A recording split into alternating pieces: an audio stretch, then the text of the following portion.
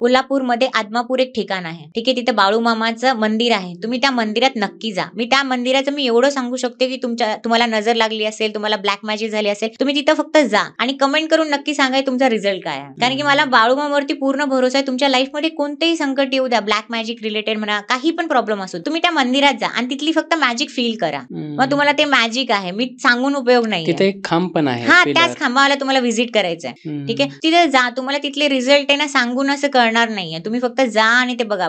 बाळूमामाची इच्छा असेल ना, आता तुम्ही ऍक्च्युली तुम्हाला माहितीये सगळं काही ना निमित्त असतं. आज मी इथे येणार, तुम्ही हा पॉडकास्ट बघणार, तर ते निमित्त आहे. तुमच्या लाईफमध्ये चेंजेस होणार होते ना, म्हणूनच तुम्ही ही गोष्ट ऐकताय. आणि बाळूमामाची इच्छा नसेल ना, तुम्ही त्यांच्या मंदिरातही जाऊ शकणार नाही. असं म्हणतात ना, बाबाची इच्छा नसेल तर तुम्ही मंदिरातही जाऊ शकत नाही, वैष्णवी मातेची इच्छा नसेल तर आपण वैष्णव देवीला नाही जाऊ शकत. नाही, कारण ते दैवत आपल्याला बोलवतं आणि त्याची इच्छा असेल तरच आपण तिकडे जातो. हे प्रत्येकाशी रिलेट होऊ शकतं.